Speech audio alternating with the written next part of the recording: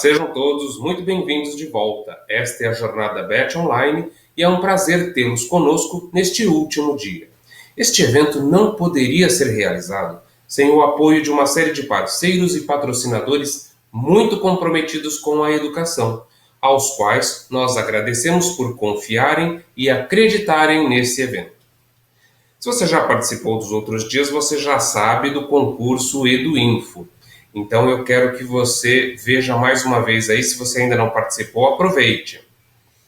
É um concurso Minha Jornada de Aprendizagem na Jornada BET Online, que é oferecido pela EduInfo e pela BET Educar.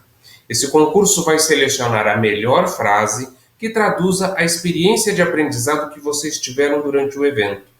Para participar, basta acessar este QR Code que está aparecendo aí na tela, preencher o formulário de inscrição e criar uma frase com, no máximo, 250 caracteres. O prêmio para a melhor frase será um notebook Samsung Chromebook 4. Não deixe de participar. Já pensou ganhar um notebook novinho para aprimorar ainda mais as suas atividades remotas? Aproveite! Muito bem, parece simples ser protagonista da sua própria história, promovendo as mudanças necessárias para alcançar os seus objetivos. Mas a gente sabe que na prática a coisa não é tão fácil assim. Já dizia Paulo Freire, mudar é difícil, mas é possível. Aprender a fazer mudanças, definir o rumo da nossa vida, mesmo em tempos de incertezas, é uma tarefa mais do que essencial hoje em dia. E esse será o tema dessa sala de hoje.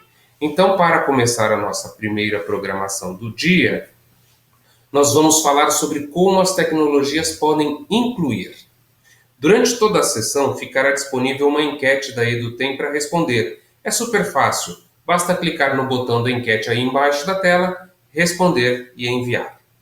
Para falar sobre o nosso tema, nós teremos como mediadora Janine Rodrigues, fundadora da Piraporiando, e os palestrantes serão os professores Klaus S. Júnior, professor efetivo da Faculdade de Ciências e Tecnologia da Unesp, e a professora Elisa Tomoe Moria Schlumzen, professora colaboradora da pós-graduação em Educação, também da Faculdade de Ciências e Tecnologia da Unesp, e professora permanente da UNOeste. Sejam todos muito bem-vindos. Janine, agora é com você. Bem, olá, boa tarde a todos e todas. Muito feliz de estar aqui para a gente falar sobre um tema tão importante, tão relevante, tão necessário para a educação. Muito feliz de estar aqui com o professor Klaus, com a professora Elisa. Importante dizer que ambos fazem parte do Centro de Promoção para a Educação, para a Inclusão Digital Escolar e Social na Unesp. Então, antes de qualquer coisa, parabéns pelo trabalho e pelo tanto, né, que o trabalho de vocês ajuda a construir uma sociedade com mais equidade.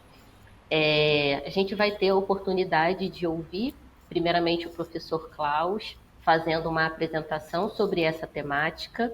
E aí, já para a gente poder aproveitar bastante o tempo, teremos 15 minutos com o professor Klaus, depois mais 15 com a professora Elisa, e poderemos então abrir aí para perguntas do público que está aqui. Quero agradecer o convite e dizer que é uma honra estar aqui mediando esse tema tão importante. Então, bem-vindo, professor Klaus, que a gente possa aí compartilhar da sua apresentação. É uma pergunta que pode parecer simples, mas é bem complexa. E é claro que a tecnologia ela tem que estar para a educação e a gente sabe, né, do quanto a tecnologia pode trazer de acessibilidade para a educação, para a sociedade.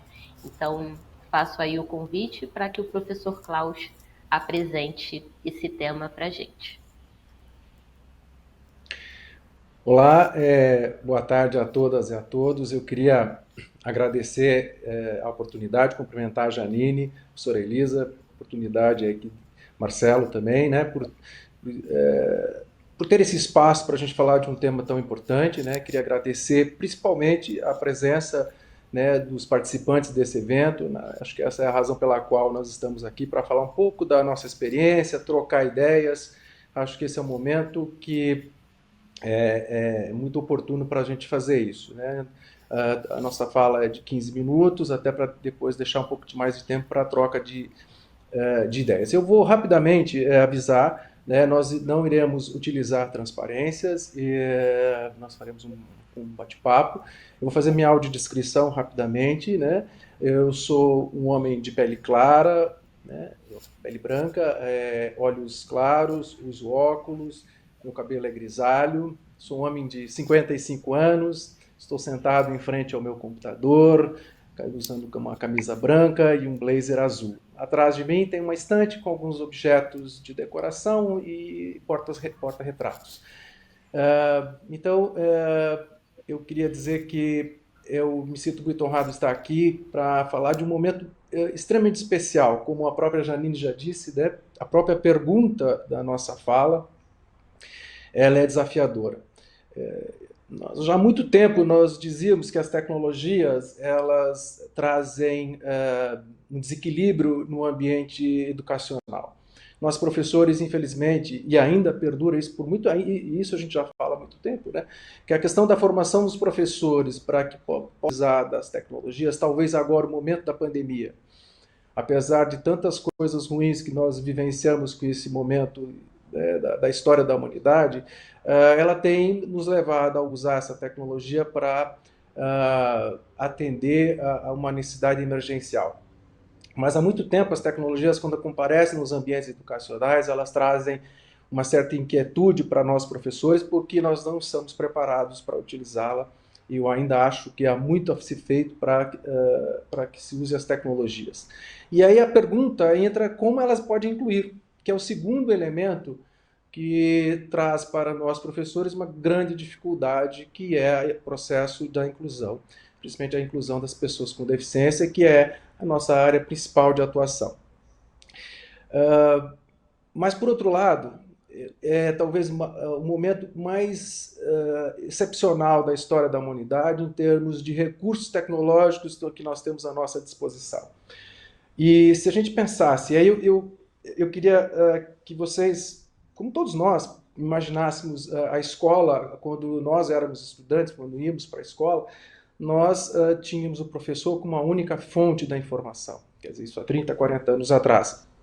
E o tempo e a evolução da tecnologia e da ciência fez com que hoje nós tivéssemos e vivemos um dos momentos mais ricos de dispositivos tecnológicos que permeiam a sociedade de uma forma geral, mas que ainda no ambiente educacional tem os seus obstáculos e as suas dificuldades.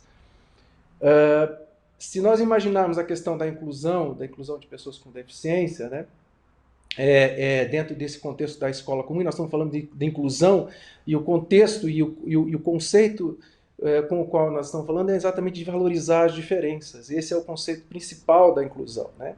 E as tecnologias de inclusão, elas então, como já falávamos há muito tempo, elas são elementos catalisadores dessa mudança. Quer dizer, ela traz ao ambiente educacional o desafio para nós professores de como fazer a inclusão, e nesse momento tão especial da história da humanidade, do ponto de vista de tecnologias, né, eu diria que é uma época histórica de grandes transformações, de grandes desafios e também de grandes conflitos, porque ainda temos dificuldades de formar esse professor para a escola ou para a educação que os nossos estudantes têm expectativa. Né? E ela, resgatando aí uma ideia, né, e toda essa história de Paulo Freire, por exemplo, nós não estamos falando de educação bancária, porque ela teria sentido, talvez mais sentido há 30, 40 anos atrás, porque o professor era a nossa única fonte de informação. No entanto, agora, a tecnologia, quem tem filhos, netos, pode confirmar isso, quem tem a tecnologia na mão, ela tem acesso à informação. Nós, professores, nós não somos mais os entregadores, né, os fornecedores de informação. E isso precisa estar muito bem claro. E o que eu queria, a minha introdução, que depois a professora Elisa vai falar um pouco sobre a questão de estratégias e de recursos, é que a gente vai entender que introduzir a tecnologia para a inclusão depende, e essa talvez seja uma coisa tão, pode parecer muitas vezes estranha, né? Mas ela não depende da tecnologia, felizmente. Ela depende de nós, professores. Então, a pergunta é como tecnologias podem incluir. Talvez, né, e talvez essa é a minha intenção, que comece a passar na cabeça de vocês, né, a ideia de que essas tecnologias elas só podem ser meios de inclusão se nós, professores, tivermos muito claro como utilizá-las, né, que estratégias vão permear esse uso de maneira que você possa compartilhar um ambiente de aprendizagem, onde nós teremos pessoas, né, com deficiência auditiva, visual, etc. Né? Ou crianças, jovens, adultos, sem uma deficiência aparente. Isso vai muito ao encontro também do momento pelo qual nós estamos vivendo, né? A Agenda 2030 da ONU, né, com seu objetivo meta número 4, né, ela fala muito bem sobre isso, né, sobre educação de qualidade, a educação inclusiva e equitativa de qualidade, né? E isso nos remete, e aí o entendimento que eu queria dizer para vocês, que essa situação ela não se vive, ela não é uma realidade no Brasil, ela é uma realidade no mundo todo, ao ponto de que os documentos da Comunidade Europeia, os mais recentes, estão falando de que a inclusão deve ser a política central das instituições de educação. Vejam bem, a inclusão deve ser a política central. E aí qual que é a ideia disso? A ideia disso é que a inclusão nos aproxima da excelência da educação. Ou seja, se podemos criar ambientes de aprendizagem onde todos aprendem, aí sim nós podemos dizer que nós temos um ambiente mais próximo da excelência. Então, essa é uma coisa importante para a gente entender, e existem resultados do ponto de vista da tecnologia que são interessantes. Por exemplo, os resultados do PISA mostram que em escolas que têm tecnologia ou que estão permeadas, né, impregnadas de tecnologia, não necessariamente têm os melhores resultados nos exames de avaliação de seus estudantes, né? E isso nos faz pensar e validar a ideia mais importante, né, para nós professores, que somos muito importantes e seremos ainda e continuaremos sendo muito importantes. No entanto, para que isso venha a acontecer, para que isso permaneça, né, é preciso que a gente compreenda muito bem qual é o nosso papel, qual é o grande desafio que nós temos pela frente. E, na verdade, o grande desafio é trazer inovações, mas não no sentido da inovação como um recurso tecnológico, mas uma inovação de atitude como professores, do poder olhar o seu estudante, conhecer. A primeira coisa mais importante que hoje a gente tem que ter é saber e poder conhecer quem são os nossos estudantes, quais são as expectativas desses estudantes, quais são as dificuldades, né? E aí, a partir disso, construir estratégias e utilizar recursos de tecnologia para que a gente possa construir um ambiente de aprendizagem. Isso não há uma fórmula, uma receita definida que nos diga como fazer. O mais importante é a gente ter a ideia de que a cada ano, ou a cada ambiente que nós temos, cada convivência que temos com os nossos estudantes, nós estamos tendo uma experiência pedagógica diferente. E as tecnologias, elas são fundamentais para garantir o processo de inclusão. Eu dou uma disciplina chamada Paradigmas Inclusivos e Didática de Libras, o curso de Pedagogia. Normalmente, o que os alunos de pedagogia me falam é que eles querem aprender Libras. Né? Como se Libras, o aprendizado de Libras fosse suficiente para que eles pudessem, quando professores, promover a inclusão nas escolas. Eu falo, Libras é muito importante, mas ela sozinha não vai fazer a diferença e ela não vai conseguir isso. Mas, professor, como é que você fala uma coisa dessa? Isso é tão importante. Eu falei, bom, muito bem, nós estamos falando de um ambiente fantástico, onde a gente todos poderão conviver e aprender juntos, né? Agora, imagine você, se você tem, né, nesse ambiente um aluno com deficiência visual, outro com deficiência auditiva e outro, sei lá, com autismo, enfim. Se você, o modelo de ambiente de aprendizagem se basear na ideia de aula, e esse é outro conceito equivocado que nos confunde e faz nos levarmos a erros, que a aula, no sentido etimológico, é corte, ou seja, alguém que fala para uma multidão. Eu falo para eles, como é que você vai fazer ao mesmo tempo falar de conteúdo, interpretando Libras e fazendo audiodescrição para aquela jovem, ou aquela criança ou adulto que tem uma deficiência visual? Aí os alunos me dizem, não, professor, mas assim não dá. Eu falei, pois bem, assim não dá. Esse ambiente, esse modelo de aula, né, onde a gente tem uma relação de espaço, de tempo e de conteúdo muito rígida, ela não mais se sustenta.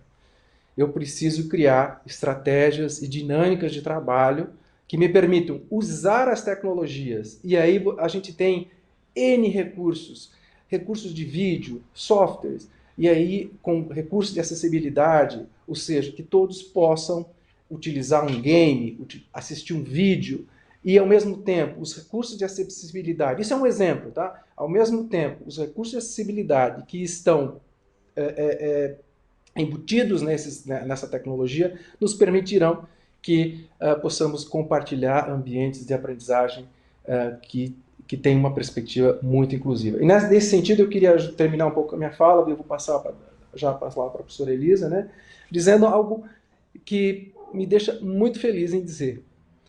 Somos ainda muito importantes como professores, talvez mais ainda como éramos há alguns anos atrás, porque o nosso trabalho é de descobrir estratégias, descobrir recursos que possam trazer o nosso trabalho docente a riqueza de uma mediação que vai fazer com que os estudantes utilizem dos recursos e de toda a estratégia, de todas as atividades que eu, como professor, planejei para que possam aprender.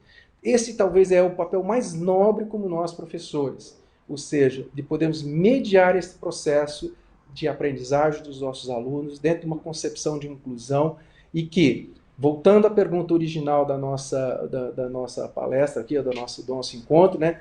Como as tecnologias podem incluir? É exatamente desta forma, sendo utilizadas mediante o uso de estratégias pedagógicas que possam atender a todos esses alunos. Eu vou finalizar minha fala aqui, né? E depois a gente, evidentemente... claro, talvez uma das coisas mais importantes que talvez passe na cabeça de vocês é a questão, bom, mas como nós nos preparamos para isso, né? Infelizmente, nós temos ainda um processo de formação de professores que precisa ser modificado. Não basta dizer, e isso é talvez a grande bandeira da professora Elisa, minha, aqui na Unesp, de mostrar que não basta dizer o que nós temos que fazer. Nós precisamos mostrar como temos que fazer. O professor precisa ser formado em uma interação muito próxima da escola, né? Então, nós temos 2 projetos que a gente tem uma interação muito forte, que é o mestrado profissional em educação inclusiva, onde nós trabalhamos diretamente com os professores, e com o projeto do PIBID, que são o programa de iniciação à docência. E eu vou dizer a vocês, depois podemos comentar um pouquinho mais à frente, a gente tem tido, mesmo nessa época de pandemia, uma interlocução muito grande dos nossos estudantes com os professores nas escolas, mostrando e ajudando a como colaborativamente poder enxergar uma escola que tenha o processo de inclusão vivenciado na sua prática, na sua realidade. Então eu vou passar a palavra, eu não sei se é a Janine, depois para a Lisa, mas eu encerro a minha fala aqui nesse momento e depois nós podemos conversar mais. Muitíssimo obrigado. Obrigada, professor. Enquanto o professor estava falando, eu fui aqui anotando algumas coisas. Acho fantástica a ideia, a realidade da importância do professor, da professora, insubstituíveis, não são meros condutores de informação. E uma coisa muito bacana é que, de fato, a inclusão, né, os territórios que estão ali preparados, olhando para a inclusão, nos aproximam da excelência, porque existe diversidade. Então, eu sou apaixonada pela temática da diversidade, é o tema com o qual eu trabalho, e não há excelência sem diversidade, porque a diversidade é a única coisa que nos permite olhar o todo. Eu não consigo olhar daqui sozinha, você não consegue, ninguém consegue. Então, se eu posso contar com a sua vivência, com o seu olhar, com a sua trajetória, aí eu consigo me aproximar da excelência. Então, muito obrigada. E passo agora para que a gente possa ouvir a professora Elisa, muito bem-vinda, que a gente possa aí desfrutar também dos seus saberes. Obrigada, Janine. Gostaria também de agradecer, né, a comissão da Obet Educar, que foi maravilhosa, nos acolheu. Nós estamos há muito tempo participando desse evento, e é um evento importantíssimo para o nosso país e para o mundo, né? Gostaria também de dizer que fazer uma audiodescrição. Eu sou descendente de orientais, tenho cabelo preto, tingido de preto, né? A gente tenho 58 anos e estou à frente de uma escrivaninha. Atrás de mim tem uma prateleira de CDs e um quadro. Bom, gente, seguindo a linha do pensamento do que a Janine falou, do que o Klaus falou, se você pensar no professor que vai lá e fica profetizando conceitos, conteúdos, como que nós vamos trabalhar de uma forma que nós vamos atender o princípio básico da inclusão? Qual é o princípio básico da inclusão? Tá? É a valorização das diferenças. Então, nós temos que pensar assim, como eu vou trabalhar com os meus alunos, valorizando as diferenças dele, não trabalhando a deficiência dele, mas sim trabalhando a competência, a habilidade, o campo de interesse desse meu aluno. Como fazer isso, né? Como eu posso proporcionar autonomia e independência para esse meu aluno, certo? E nisso a tecnologia ela é importantíssima. Durante os meus longos anos enquanto professora, 35 anos enquanto professora da rede pública particular de ensino, eu tenho que pensar assim, que a tecnologia, ela permite que o meu aluno, ele tenha acesso a tudo. Para isso eu preciso de quê? De recursos de tecnologia assistiva, preciso de fazer uma audiodescrição, fazer colocar libras e legenda. Então, todo esse processo, todo esse período, nós fomos produzindo materiais nesse sentido. Mas o mais importante, que é o que o professor Klaus disse, né? Que tipo de abordagem? Se eu pensar no que significa ensinar, ensinar vem de ensignare, dá significado a. Se eu continuar formando o aluno para a escola e não para a vida, que sentido tem aqueles conteúdos? Se eu continuar formando os meus professores que vão para a escola, para a universidade e não para a escola, que professor que vai ser esse aluno? Então, nós pensamos numa abordagem que nasceu em 2000 com a minha tese de doutorado e que foi se validando com os membros desse centro que a Janine comentou, né? E se validou em 2015 e no ano passado nós lançamos um livro contando toda essa história de como nós fomos constituindo isso. Nós já formamos mais de 5 mil professores no Brasil inteiro para usar as tecnologias. Formamos aproximadamente 1.600 professores para trabalhar com a inclusão aqui no Estado. Então, nós temos uma trajetória muito grande. E aí, o que é, Elisa, a abordagem construcionista, contextualizada e significativa? Que essa abordagem nasceu na sua tese de doutorado. É uma abordagem em que o aluno constrói algo do seu interesse usando a tecnologia. é onde o aluno faz o que Dewey fala, ele parte de uma experiência, ele parte de uma vivência para compreender o que significa, qual o significado tem aquele conceito, né? E aí, o que Paulo Freire fala, que o professor Klaus apontou muito bem, né?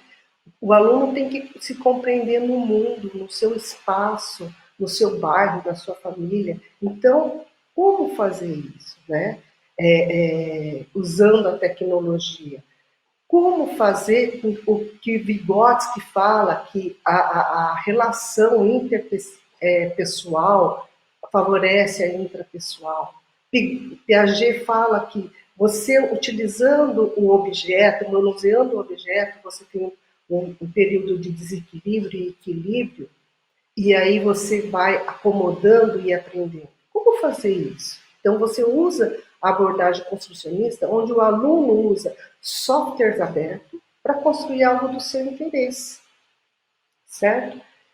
E aí, todos os dados, toda a vivência nasce do contexto do aluno. Por isso que é uma abordagem contextualizada. Eu não ofereço o conceito, mas o conceito ele vai se constituindo do contexto desse aluno.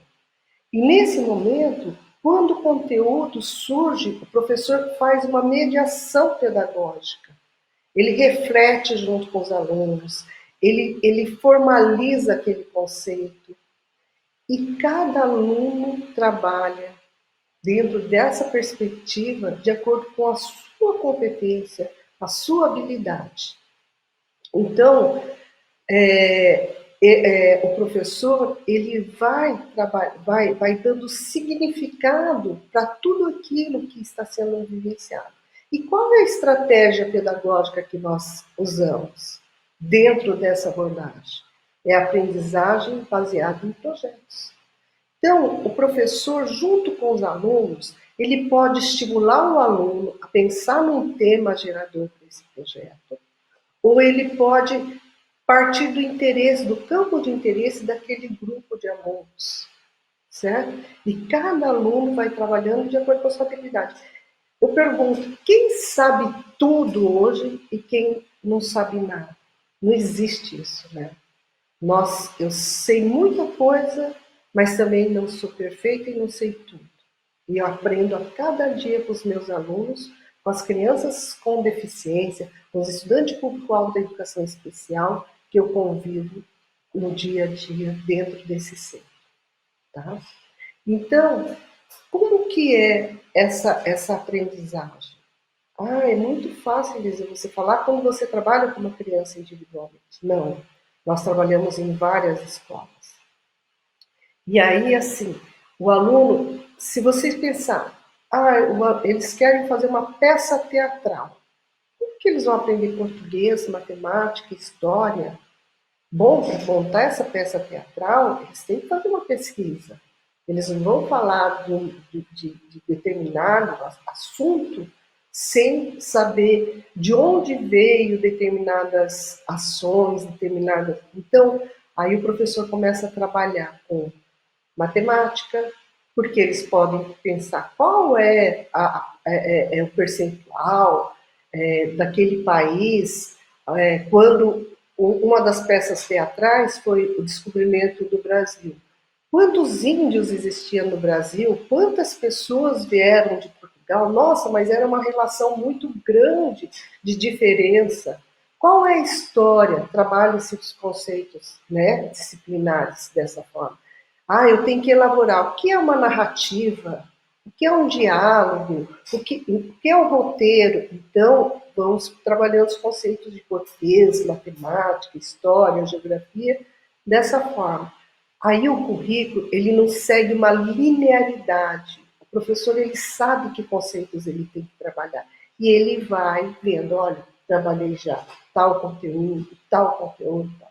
E aí ele vai criando desafios dentro daquele projeto, para que o aluno aprenda todos os conceitos, mas compreenda qual é o significado daquele conceito, certo? E então, nós trabalhamos fazendo vários projetos. Nós fizemos uma formação em que os professores da rede estadual, eles olhavam para a escola deles e diziam: olha, tem um aluno com deficiência, qual é a diferença entre o professor da classe comum e o professor do atendimento educacional especializado, né? Como que eu vou trabalhar de forma articulada entre esses professores? Então, assim, é muito complexo o professor falar assim: ah, mas eu não sei, eu não fui preparado para trabalhar com aluno de inclusão. Todos nós somos alunos de inclusão. Todos nós temos dificuldades. Todos nós temos capacidade. Todos nós temos competência. Então, todos somos alunos, estudantes. Eu prefiro falar estudantes. Então, o que nós fazemos? Nós vamos ver que habilidade aquele aluno tem para cooperar com aquele grupo. Se vocês olharem para a propaganda que teve aí, como que eu vou fazer um aluno transformar o mundo se ele fica sentado na frente de um vídeo recebendo informação, ou se ele fica sentado numa carteira, numa sala de aula presencial, recebendo a informação? Então, nós precisamos ver, assim, se eu trabalhar com projetos onde esse aluno se desenvolve usando a tecnologia, de forma que essa tecnologia ela permite que ele seja produtor de algo do interesse dele, onde ele tem autonomia e independência, nós estamos fazendo o nosso papel. Nós estamos fazendo com que os nossos alunos consigam demonstrar quais são os seus desejos emocionais, afetivos, cognitivos, seus avanços cognitivos, né? Políticos e sociais. Então, como que eu vou preparar alguém para transformar o mundo se eu fizer com que ele fique sentado, ouvindo o que eu quero dizer e achando que eu sou a detentora do saber? Então, o que o professor Klaus quer dizer, o professor ele tem um papel essencial na formação, tanto inicial quanto na formação da educação básica. Tá? Ele tem que mediar esse processo, fazer o aluno descobrir a sua autoimagem, aflorar as suas competências, os seus desejos. E como fazer isso? Tá? Revendo o que é de fato que eu quero do meu aluno, como que eu vou prepará-lo para ser um bom cidadão, para saber conviver em equipe, para trabalhar em equipe, para conhecer os desejos e o anseio do próximo, para desenvolver as suas múltiplas inteligências. Então, se você olhar para você, pensa: o que eu faço bem? O que como eu aprendi a fazer bem? Para você pensar como eu vou auxiliar o meu aluno para que ele se desenvolva e que ele aprenda e que ele se conheça. Eu acho assim que nós temos que rever essa forma de trabalhar. É lógico que em 15 minutos não dá para contar uma história de 33 anos ou de 20 anos trabalhando com essa abordagem. Mas estou à disposição e faço convite para que vocês venham conhecer o nosso centro. Eu gostaria de abrir para que vocês pudessem fazer a pergunta de vocês, tirarem as dúvidas de vocês. Tá? Eu fico muito feliz e lisonjeada de saber que todos vocês que estão aqui querem aprender algo, uma forma diferente, querem mudar a sua forma de trabalhar. É muito complexo. Nós fomos formados, Simon Papert já dizia que a criança ela nasce autodirigida, mas ao longo da história ela entra para a escola, ela passa a ser dirigida. Aí a escola vai dirigindo, dirigindo, dirigindo. Aí quando a criança completa os seus 16, 17 anos, ela tem que escolher qual é a profissão. Aí tem muitas crianças que pedem para o pai pagar um tratamento, um teste psicológico para ela saber o que ela quer ser. Se eu continuar ensinando do jeito que eu ensino, ela nunca vai saber quem ela quer ser. Então nós temos que fazer com que essas pessoas, os alunos que chegam até nós, despertem, descubram os seus desejos, o seu campo de interesse, as suas habilidades, as suas competências. E aí, quando ela vai para a faculdade, ela ainda assim continua recebendo informações. Bom, aí ela se profissionaliza. Aí ela vai, ela fala assim, eu aprendi a ser profissional só quando eu entrei no meu campo de atuação. Então, nós temos que rever como nós estamos formando, desde a educação infantil até o ensino superior. E, inclusive, assim, tem muitas pessoas que entram no doutorado e o orientador quer que ele pesquise aquilo que ele acha que é importante, mas ele não ajuda o aluno a descobrir qual é a sua pergunta, qual é a sua tese, certo? Então, nós precisamos de pensar que tipo de pessoas nós queremos formar, como nós vamos fazer para que eles sejam bons naquilo que eles gostam, que eles querem. Só gosto de fazer dar um exemplo e que eu gostaria que vocês pensassem. Quem aprendeu o teorema de Pitágoras? Todos nós. Para passar no vestibular, para fazer faculdade, nós tivemos que aprender o teorema de Pitágoras. Queria que vocês pensassem, aonde eu uso o teorema de Pitágoras? Aí vocês vão olhar e vão pensar em nenhum lugar. Mentira. A minha filha, quando tinha 3 anos de idade, me perguntou: mãe, nós vamos pelos catetos ou pela hipotenusa? Quer dizer, o quadrado dos catetos é igual à soma do quadrado da hipotenusa.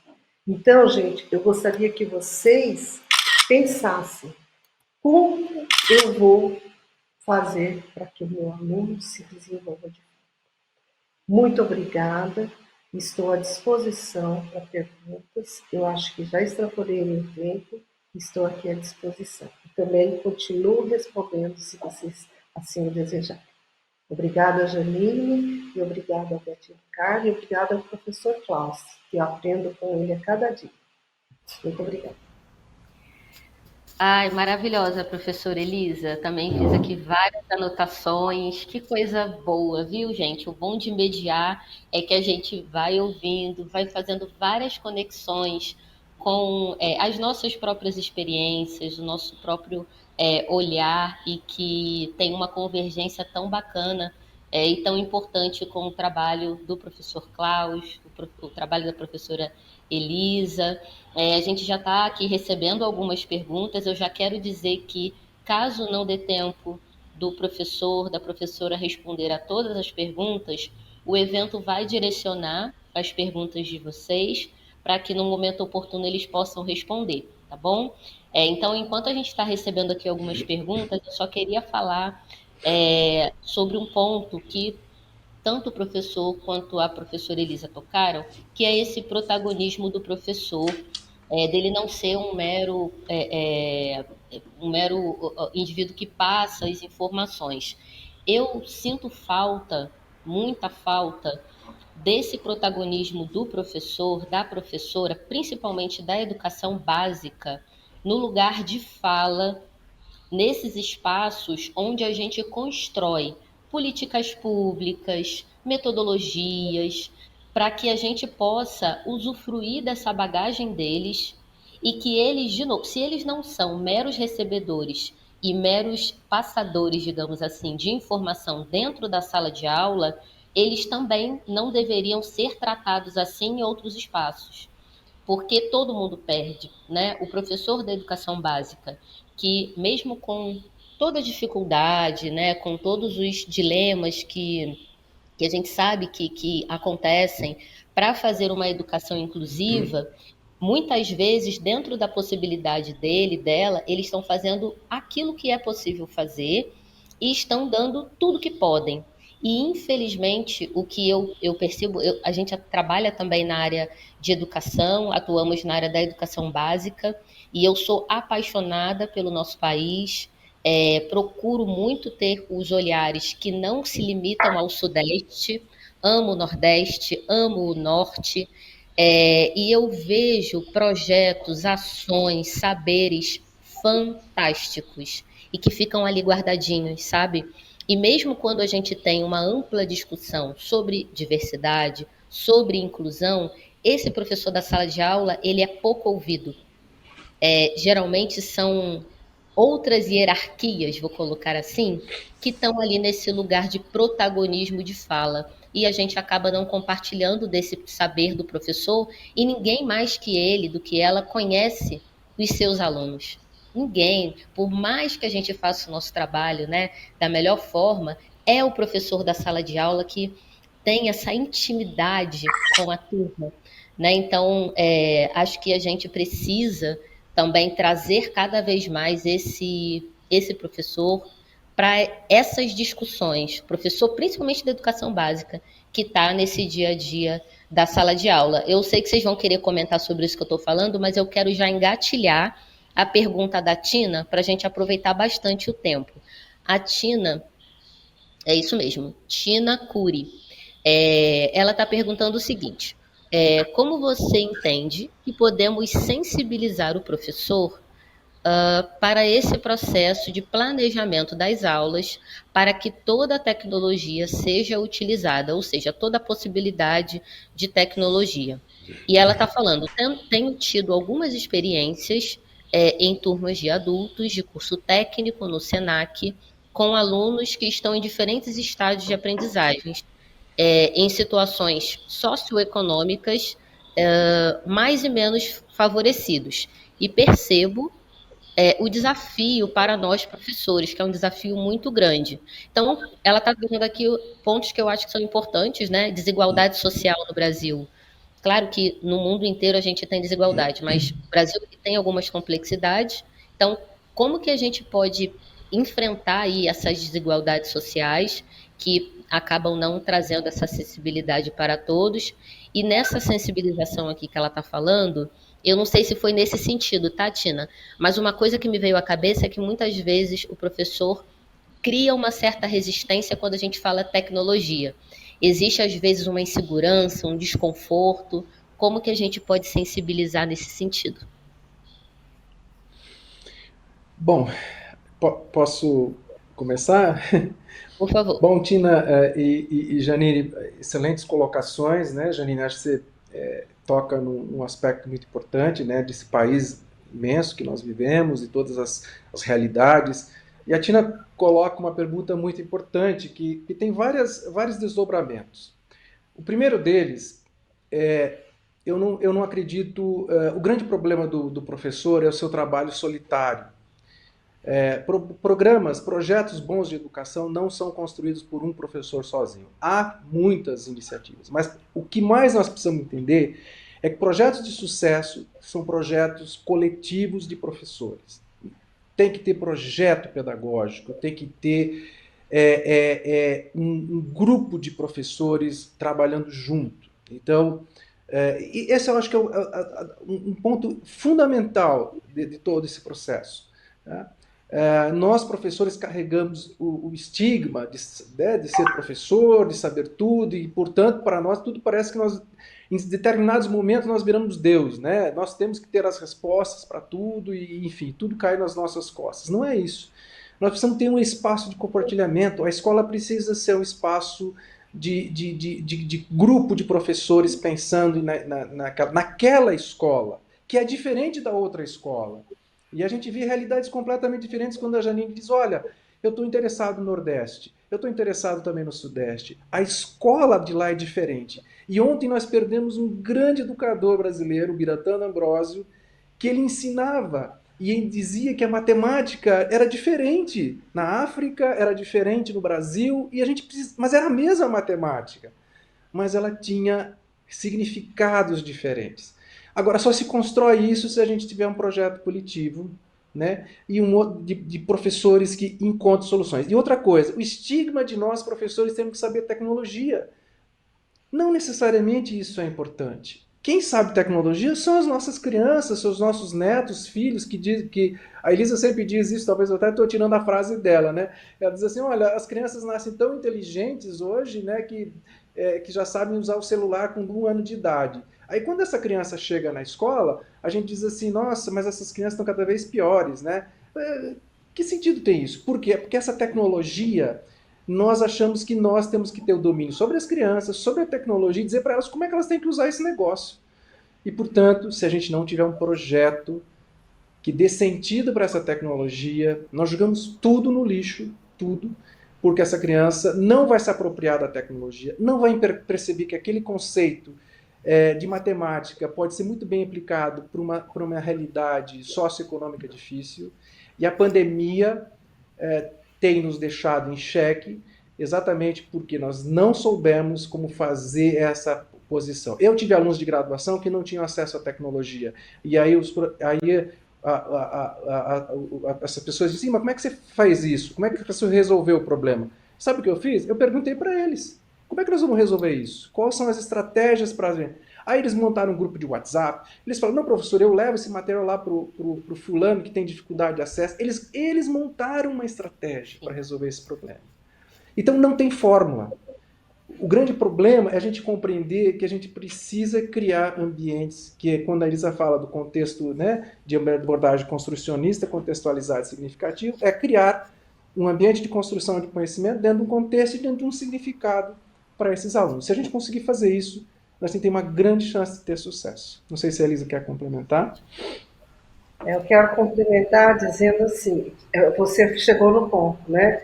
Que quem domina a tecnologia, até as minhas filhas brincam, mãe, por que você quer esse celular que você não, só sabe mandar mensagem, responder as mensagens e falar?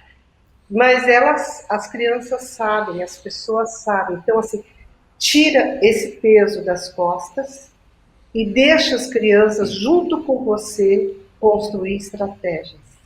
Elas trazem para a gente, às vezes, crianças com síndrome de Down, crianças com autismo, que nós fazemos acompanhamento aqui, muitas vezes a gente fala assim, como que eu posso fazer isso?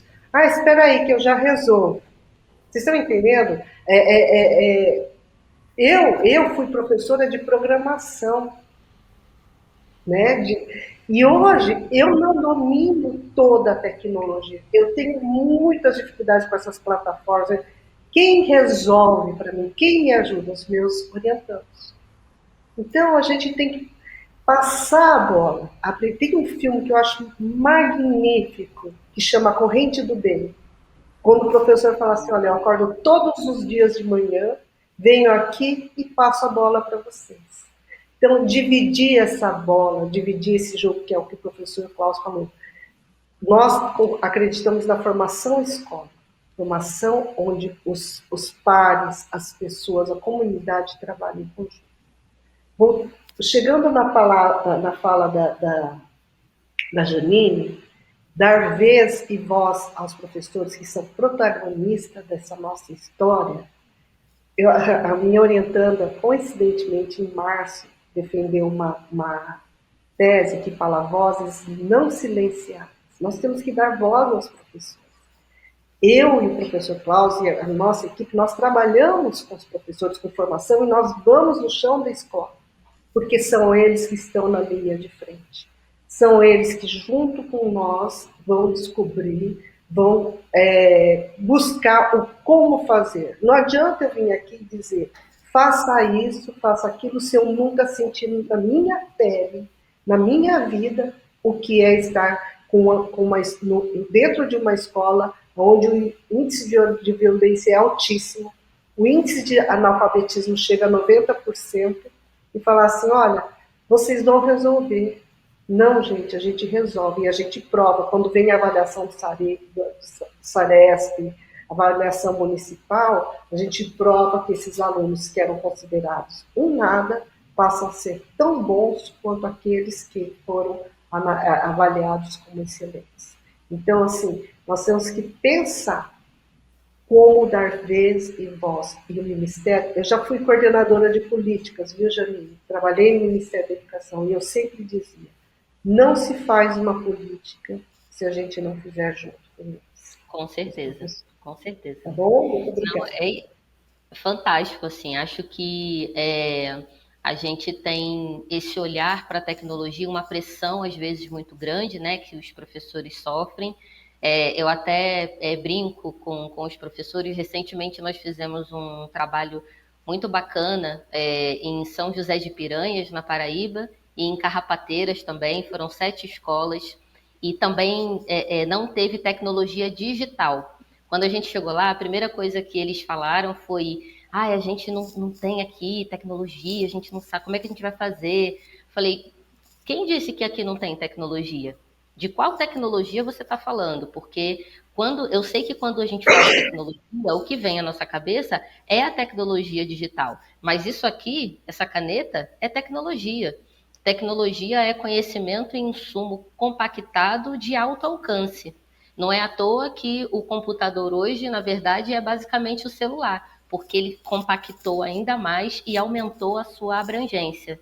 Agora, isso não é feito só com tecnologia digital. Por isso que quando o professor Klaus coloca, né, e você também, professora, que, e como é que a gente vai fazer? Pergunta, porque são eles que vão trazer para a gente esse como fazer. E aí a gente pode agregar o nosso conhecimento, aquilo que nós podemos fazer. É a diversidade, né? A diversidade ela é fantástica, porque ela é o elo, né, que aproxima esses nossos saberes, que aproxima o nosso conhecimento. Não sei se tem mais alguma pergunta ou algum comentário, mas fiquem à vontade aí para colocar. Eu tenho tem uma pergunta aqui, eu vou priorizar então do público, que é da Marina, e ela está dizendo o seguinte: trabalho numa instituição de ensino superior e com a fala de vocês, fiquei pensando que talvez nós já tenhamos um grande potencial para sermos inclusivos, apesar de não termos nenhum estudante com deficiência na faculdade.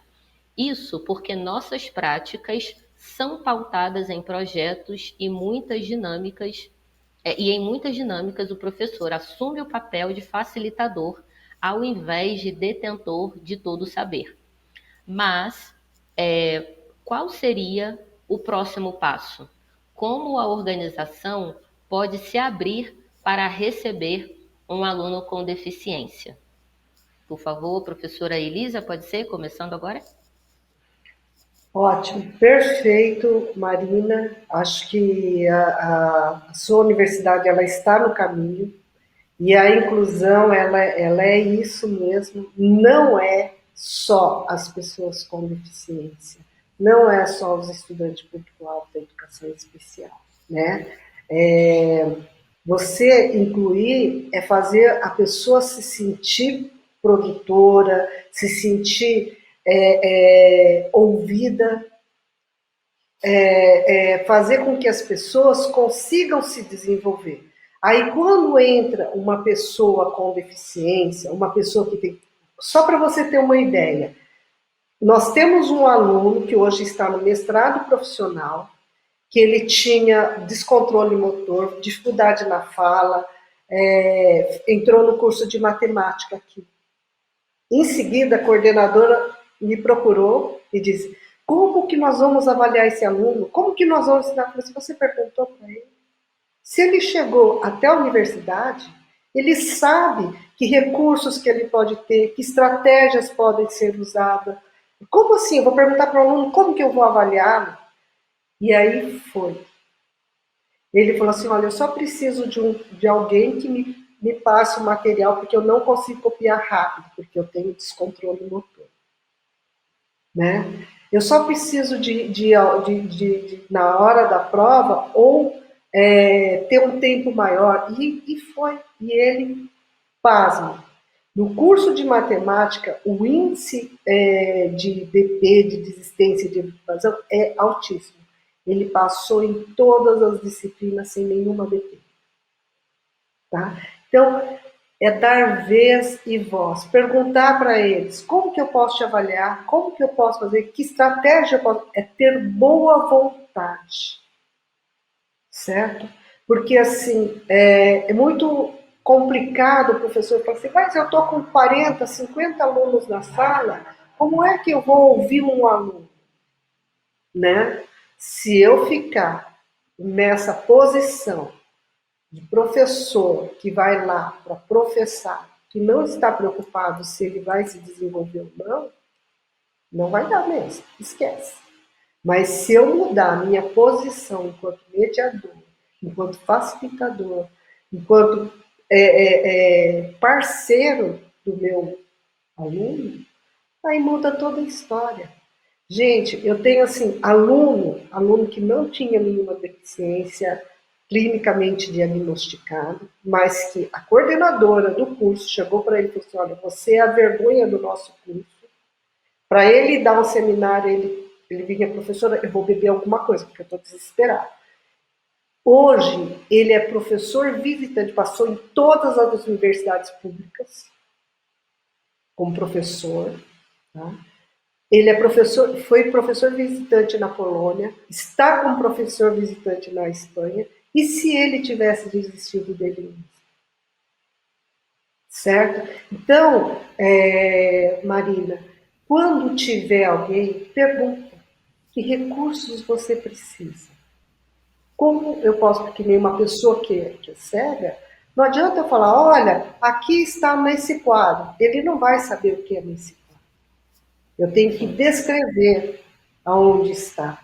Eu tenho que localizar. Então, como é que eu vou falar cada detalhe? Mas se você ouvir o seu aluno, você vai resolver. O professor Klaus quer responder. O seu áudio, professor Klaus, eu É, o acho que seu está áudio fechado. não está saindo. Acho que alguém tem que abrir o seu áudio. Não, não sei por que não está saindo. Será que voltou? Não, ainda não voltou. Não voltou. Será que foi? O pessoal aqui do evento está colocando que talvez o Bluetooth esteja desconectado. E aí, quando isso acontece, cai, né? Não sei se o professor Isso. Klaus quer tentar sair e voltar, não sei se dá tempo. Passa muito rápido, né, gente? É impressionante, assim, a gente vai trazendo aqui tantas questões. Estou só fazendo um minutinho aqui para ver se o professor. O pessoal do evento está falando que se der um F5 talvez resolva. Klaus, dê um F5 no seu computador. Alô? Agora Pronto, foi. voltou. Pronto. Voltou? Não, Voltou. desculpa, acho que houve algum problema com o meu. Não, eu só queria, Marina, cumprimentar aí a iniciativa da sua instituição, né? Realmente, uma das coisas que eu acho que o próximo passo, só para complementar o que a professora Elisa está falando, é que a gente já fez isso em várias experiências. No Brasil, é tão bom ouvir você falar isso, porque isso vai ao encontro do que a gente vê lá fora. As universidades, a gente trabalhou com universidades na Flórida, na Europa, elas têm, por exemplo, um preparo de como receber essa pessoa com deficiência. Então, talvez o próximo passo é vocês já se prepararem. O que nós temos que fazer? E é quando a professora Elisa fala de ouvir, é você já pensar em instrumentos de como você vai receber essa pessoa, quais são as dificuldades que ela tem, como que você pode preparar os professores para receber. E uma coisa importante, a gente na Flórida, por exemplo, numa experiência que nós tivemos lá, os professores recebem, o aluno com deficiência, ele faz a matrícula, ele diz qual é a deficiência dele, as dificuldades, e o professor recebe um e-mail dizendo para ele, olha, você vai receber esse ano uma pessoa com deficiência visual, ponto. E aí o professor deve olhar aquele e-mail, né? Olhava, porque a gente depois fez a formação desses professores, deve olhar e devia se apavorar, né? Porque, bom, e o que a instituição me ajuda nisso? Então, eu acho agora, Marina, é fazer um trabalho de divulgação daquilo que vocês fazem e de preparo para receber essas pessoas, ajudando os professores a compreender como recebê-los, que estratégias podem ser utilizadas, porque vocês já usem essas estratégias como projeto, enfim, me parece que isso vocês têm avançado, mas como você pode agregar tecnologia assistiva, tecnologia digital, para facilitar esse processo desse aluno, desse estudante na sala de aula, e que eu acho que também hoje é uma outra coisa que eu queria falar para vocês, a sala de aula hoje é assim, eu estou achando que a sala de aula hoje nos induz a erros terríveis, porque nós estamos limitando nossos alunos no espaço, no tempo e às vezes até no conteúdo, porque eu vou falar naquela sala daquele conteúdo. E na verdade o mundo não é esse, o mundo dos nossos estudantes não devia ser a sala de aula, devia ser outros lugares. A pandemia tem nos mostrado isso, tem mostrado que a relação de espaço e tempo pode ser muito bem relativizada e muito bem aproveitada usando tecnologia digital, desde que bem empregada. Por isso que eu acho que é fantástico essa iniciativa e parabenizo. Obrigado. Bem, quero então agradecer. Sei que o tempo passou muito rápido, mas como eu falei, quem quer ainda fazer perguntas, o evento vai poder encaminhar essas perguntas para o professor Klaus, para a professora Elisa. Quero agradecer pela partilha, né, por essa 1 hora que passou muito rápido, mas que foi muito proveitosa. Mais uma vez, parabenizar pelo trabalho que vocês estão fazendo pela educação, que eu sei que é um trabalho de muitas mãos, e fico muito feliz cada vez que eu ouço que nós acreditamos nesse poder do professor, da professora, da educação como um todo, né? A gente sabe que a educação não é o melhor caminho, é o único. Então, que a gente possa tratar a educação verdadeiramente como direito e não como privilégio. Eu acredito muito nisso. Pode parecer uma utopia, mas eu creio. E quanto mais o tempo passa, mais eu acredito. Então, muito obrigada. Quero agradecer tanto em meu nome como em nome da Beth Educar também. E passar a palavra para o nosso mestre de cerimônias, para ele poder dar aí os avisos necessários. Mais uma vez, obrigada ao público também, que participou, mandou perguntas e esteve com a gente até agora. Obrigado. Obrigado, Janine, professor Klaus, professora Elisa, uma palestra muito interessante. Muito obrigado mesmo pela sua participação nesta jornada Beth Educar. Muito bem, vamos falar um pouco sobre linguagem de programação. A linguagem de programação hoje é um novo inglês nas escolas, assim como as aulas de robótica e o desenvolvimento de habilidades STEAM são mais do que diferenciais. São uma necessidade para a escola do futuro. A tecnologia educacional desenvolve e distribui soluções que enriquecem o processo de ensino-aprendizagem. É parceira oficial da Lego Education no Brasil. Visite o stand da tecnologia educacional para saber o que há de mais inovador para a educação e aproveite para participar do sorteio de um kit Lego Education. Então está aí, nós estamos agora encerrando esta sessão plenária. Na sequência, os palcos de lives, vocês já sabem, são 6 sessões de 30 minutos sobre inovação e tecnologia em educação. Então, para participar, volte para o auditório principal, escolha lá na aba Palco de Lives uma das 6 opções. Agora serão apresentadas as sessões da Editora do Brasil, Evolucional, Conexia, SAI, SAS e Google. Ou, se você preferir, visite os estandes na área de exposição. Então, vamos lá. Daqui a pouco nós nos vemos de volta. Eu aguardo vocês. Tchau, tchau.